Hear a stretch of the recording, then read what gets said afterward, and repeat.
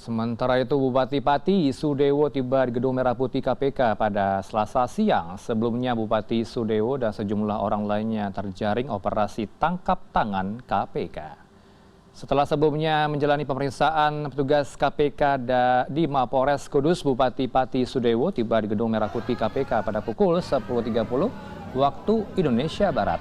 Bupati Sudewo tiba dengan pengawalan ketat sejumlah petugas. Dikutip dari CNN Indonesia.com, OTT KPK Bupati Sudewo terkait dugaan suap jual beli jabatan, diantaranya pengisian jabatan khusus atau kaus kasi atau sekretaris desa.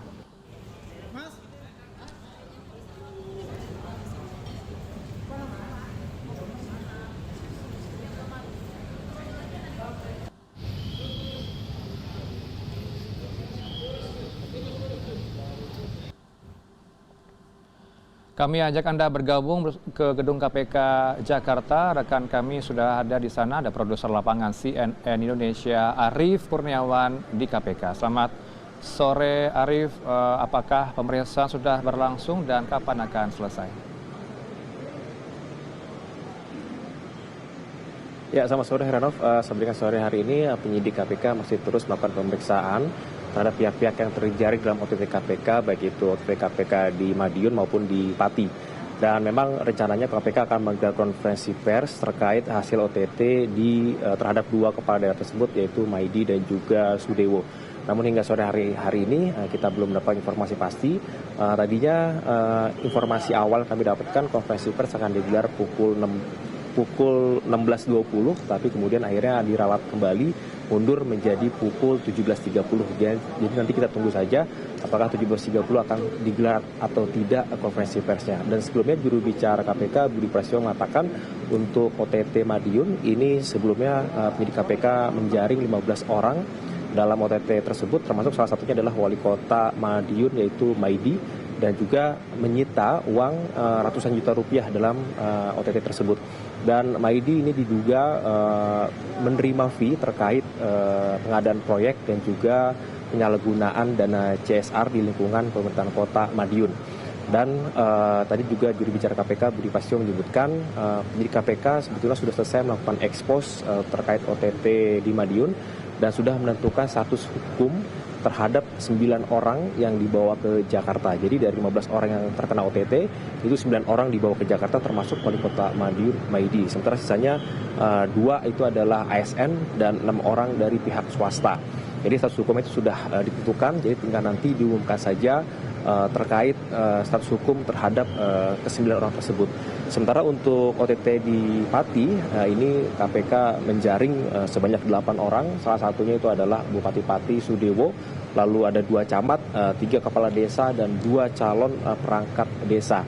Dan Budi Prasetyo menyebut ini OTT terhadap Bupati Pati Sudewo terkait jual beli jabatan di lingkungan aparatur desa, di mana memang Sudewo ini mematok atau ada red card jual beli jabatan terkait posisi-posisi yang akan diisi, seperti misalkan posisi KUR atau kepala urusan, kepala seksi, sampai dengan sekretaris desa. Tapi jumlahnya berapa yang dipatok oleh Bupati Pati Sudewo, nilai dari jabatan tersebut ini belum diungkapkan secara detail. Dan Budi Prasetyo juru bicara KPK menyebutkan nanti detail mengenai harga-harga dari jabatan tersebut nanti akan disampaikan dalam konferensi pers. Dan pada saat OTT kemarin, KPK juga menyita uang senilai miliaran rupiah. Untuk jumlah detailnya juga belum dikasih tahu.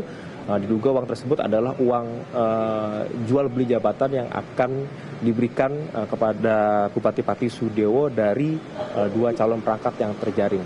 Dan juru bicara KPK Budi Prasetyo juga menyebutkan salah satu dari yang terjaring dalam OTT Pati itu salah satunya ada juga berperan sebagai pengumpul uang untuk mengumpulkan uang-uang dari hasil jual beli jabatan. Nah, jadi nanti rencananya KPK akan menggelar konferensi pers terkait 2 OTT, yaitu OTT di Madiun dan juga di OTT di Pati. Nah, nanti kita tunggu saja bagaimana detail dari 2 OTT tersebut yang akan disampaikan oleh KPK yang rencananya akan digelar pada pukul 17.30 nanti. Heranov. Arief, apakah ada pihak lain akan dibidik KPK dalam 2 kasus tersebut sejauh ini? Ya, untuk pihak lain itu memang belum ada lagi yang akan dibidik oleh KPK. Tapi memang dalam kasus Bupati Pati Sudewo ini sebelumnya Sudewo ini sempat dipanggil menjadi saksi tapi untuk perkara berbeda, yaitu perkara dugaan korupsi DJKA untuk pembangunan rel di wilayah Jawa Timur. Dan sebelumnya memang Sudewo ini diperiksa sebagai saksi, tapi setelah pemeriksaan sebagai saksi ini belum ada lagi kelanjutannya terkait status hukum terhadap Sudewo, karena memang sebelumnya nama Sudewo ini disebut sebagai pihak yang turut menerima aliran uang dari proyek markup pembangunan rel kereta api di DJKA. Tapi jumlah uang tersebut berapa itu juga belum disebutkan, dan kasus korupsi DJKA ini nama Sudewo disebut ketika Sudewo masih menjabat sebagai anggota DPR, belum sebagai Bupati Pati Sudewo. Jadi nanti kita tunggu saja, Heranov, apakah nanti pada saat konferensi pers akan ada pihak-pihak lain yang akan turut diperiksa oleh KPK atau dibidik dalam perkara ini. Heranov. Baik, kita tunggu konferensi dari KPK dan kabarkan kami segera. Terima kasih, Arief.